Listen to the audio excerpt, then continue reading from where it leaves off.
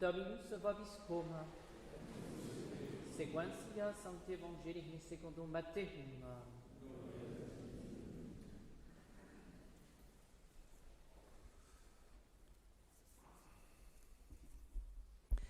En ce temps-là, quelques-uns des scribes et des pharisiens prirent la parole et dirent à Jésus, « Maître, nous voulons voir un signe venant de toi. » Il leur répondit, « Génération mauvaise et adultère, elle réclame un signe, et il ne lui sera pas donné de signe, sinon celui du prophète Jonas.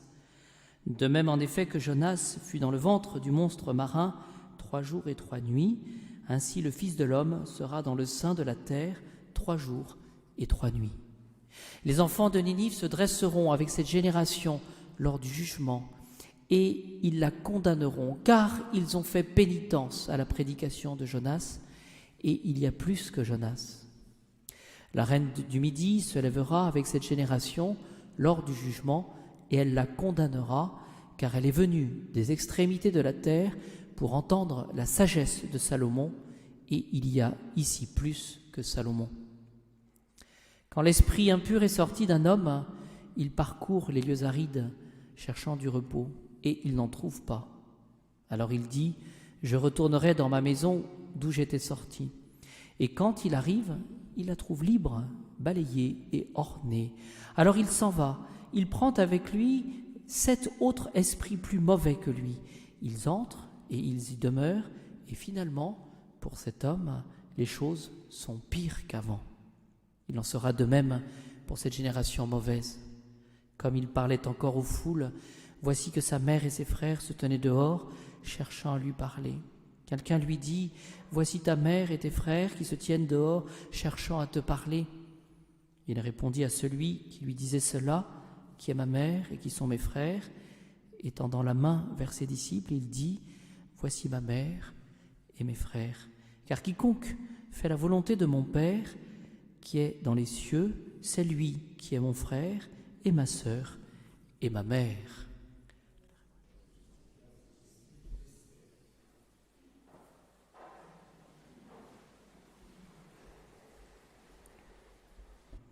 Au nom du Père, du Fils et du Saint-Esprit, ainsi soit-il. Je crois que nous pouvons relire ce passage d'Élie du premier livre des rois, car il nous ressemble trop, d'une certaine manière, lorsque nous sommes dans l'épreuve. Maintenant, c'en est trop, Seigneur, reprends mon âme, je ne vaux pas mieux que mes pères. Ces paroles de découragement, ces paroles qui parfois nous viennent dans notre cœur, montrent cette détresse que nous pouvons connaître de manière, je dirais, humaine. Voilà, cette détresse. Maintenant, c'en est trop, Seigneur, reprends mon âme. Et qu'est-ce que nous voyons ? Qu'est-ce que nous voyons ? Nous voyons cette providence. Ce Seigneur Jésus, ce Seigneur qui envoie un ange pour le toucher, ce pauvre Élie, et lui dire « Lève-toi et mange ». C'est-à-dire, lève-toi pour écouter, pour considérer cette parole de Dieu, et en même temps, reprends des forces. Et il vit près de sa tête un pain cuit sous la cendre.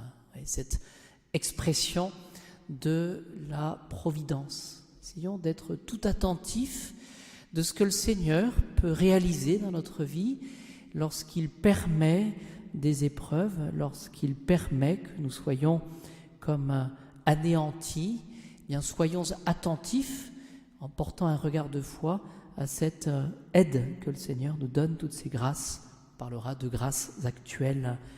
Voilà, le Seigneur, dans sa bonté, veille. C'est ce que nous voyons aussi dans l'Évangile. Je voudrais vous faire un petit commentaire de l'Évangile. Les scribes et les pharisiens demandent un signe à Jésus. Et nous nous retrouvons donc au chapitre 12, verset 38. « Maître, nous voulons voir un signe venant de toi. » Et si nous regardons les versets qui précèdent le verset 38, toujours dans ce même chapitre 12, ce que nous voyons, c'est que le Seigneur Jésus vient tout juste de guérir un possédé et de redonner la parole à un muet et de redonner l'ouïe à un sourd. Et nous voyons, et c'est ça qui est intéressant, nous voyons tout de suite les scribes et les pharisiens demander un signe. Et c'est pour cela que le Christ Jésus parle d'une génération mauvaise et adultère. C'est-à-dire que devant cette guérison du démoniaque, il demande encore un signe venant de Jésus. Et ce signe pour manifester, pour prouver que Jésus puisse montrer, manifester sa divinité, sa nature de fils de Dieu. Alors c'est très intéressant ce passage, parce que cela nous permet bien de corriger finalement une tendance que nous avons tous, finalement, de l'incrédulité. Nous ne croyons, parfois nous ne croyons pas du tout, mais souvent nous ne voulons croire que ce que nous voulons croire. C'est-à-dire qu'on dirige un petit peu les choses. Et devant des signes qui nous sont donnés, que le Seigneur nous donne dans sa providence, souvent nous sommes aveugles. Voilà. Essayons de comprendre, d'entrer dans le mystère de ce que cet évangile veut nous faire comprendre. D'où les paroles, vous voyez, il s'agit, disent les commentateurs, d'un endurcissement du cœur. Un endurcissement du cœur. C'est-à-dire qu'on va, c'est la tentation peut-être que nous avons tous de nous blinder, de nous rendre hermétiques justement à l'action de Dieu. D'où les paroles sévères de Jésus, qu'on voit dans les versets qui précèdent après la guérison du démoniaque. Voici ce que dit Jésus. « Celui qui n'est pas avec moi est contre moi. » C'est-à-dire qu'il y a une opposition. Celui qui ne veut pas suivre Jésus, ce n'est pas indifférent. Il pose un acte d'opposition. Donc il n'y a pas d'indifférence. Autre parole de Jésus, sévère, celui qui n'assemble, c'est toujours un peu la même chose, celui qui n'assemble pas avec moi disperse. C'est-à-dire que ce qui nous est demandé, c'est d'entrer justement dans la grâce, dans ce don de Dieu. Le blasphème contre l'esprit ne sera point pardonné aux hommes. Et qu'est-ce que le blasphème contre l'esprit ? Qu'est-ce que le péché contre l'esprit ? C'est le péché qui va s'opposer directement contre un attribut, une gloire de Dieu. Par exemple, dire que Dieu n'est pas bon, dire que Dieu n'est pas la vérité, dire que Dieu est mauvais. Vous voyez, c'est un blasphème contre l'esprit. Et ce genre de péché ne sera point pardonné. Et Jésus va utiliser ce que nous connaissons un peu plus, cette expression, en parlant des scribes et des pharisiens, donc ceux qui voulaient croire uniquement que ce qu'ils voulaient croire et qui s'opposent au Christ, race de vipères. Voilà. Alors essayons d'entrer dans ces dispositions de cœur. Les pharisiens demandent un signe à Jésus comme preuve de sa mission divine, parce que pour eux, une guérison ne suffisait pas. Et donc Jésus va dire que c'est une génération méchante et adultère. Et nous pouvons retenir ce terme d'adultère, est adultère celui qui n'est pas fidèle. Et cela fait allusion justement à la notion de mariage. Un homme est adultère, c'est un homme qui n'est pas fidèle à son épouse. Et donc cela montre cette belle union que le Seigneur demande entre l'âme et lui-même.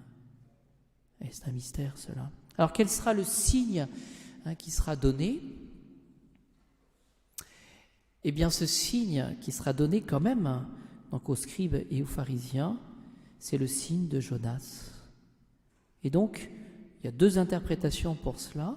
C'est d'abord une allusion à la descente du Christ aux enfers, c'est-à-dire dans le cœur de la terre. Après sa mort, qu'est-ce qu'il va faire le Christ ? Il va aller chercher les âmes des justes, parce qu'il est fidèle. Tous ceux qui étaient privés du ciel parce que Jésus n'avait pas encore payé la dette du péché. Donc c'est une allusion à la descente du Christ aux enfers, jusque dans le cœur de la terre. Qu'est-ce que cela un peu signifie aussi pour nous ? Le cœur de la terre, c'est jusqu'au plus profond de nous-mêmes. Et regardons, lorsque nous sommes dans l'épreuve, lorsque nous sommes devant, je dirais, cette épreuve de la foi peut-être, une difficulté, une tentation, eh bien, nous avons souvent cette tentation de dire « Oui Seigneur, je vous accepte », il faut voir les choses dans la foi, mais quand on réfléchit au plus profond de nous-mêmes, il reste malheureusement cette amertume. Et vous voyez, le temps du carême est là justement pour nous aider à scruter, à discerner en nous toutes ces scories, c'est-à-dire toutes ces difficultés que nous n'avons peut-être pas suffisamment offertes. Vous voyez, ces choses que nous n'avons pas, par orgueil, par souffrance peut-être tout simplement, suffisamment acceptées. Et réfléchissons à cela. Vous voyez, Jésus il descend jusque dans le cœur de la terre. Voilà. Et le signe de Jonas, en deuxième lieu, représente la mort et la résurrection du Christ, c'est-à-dire ce miracle de la conversion. Vous voyez, c'est-à-dire que passer de la mort à la vie, eh bien, c'est l'image du pécheur qui, justement, en reconnaissant son péché, va demander la miséricorde du Seigneur pour être transformé de l'intérieur et va renaître justement à la vie de la grâce. Il passe du péché à la vie de la grâce. Il passe de la mort à la vie. Et cela suppose un acte de foi.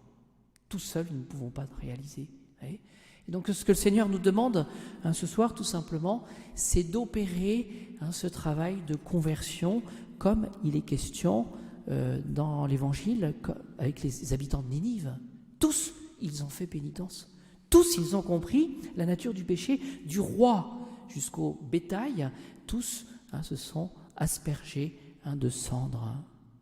Et lorsqu'il est question de la reine du Midi, la reine qui vient, la reine du sabbat qui vient pour découvrir la sagesse de Salomon, elle est transformée par cette sagesse, c'est-à-dire qu'elle comprend qu'il y a une sagesse, une science qui nous dépasse et qui vient de Dieu et dont Salomon est l'image. Alors, bien chers amis, profitons de cette messe, de cette Eucharistie, profitons de ce temps du carême, qui est un temps favorable, on l'a dit dimanche, pour opérer ce travail de conversion. Vous voyez, ce qu'on peut garder au fond de notre cœur, mais qui reste humain. Et demandons au Seigneur, parce qu'il n'y a que lui qui peut opérer cela, bien de nous aider justement par sa lumière et par sa paix à trouver justement cette conversion, c'est-à-dire ce changement radical qui nous permettra justement d'atteindre notre perfection et d'être dans la paix.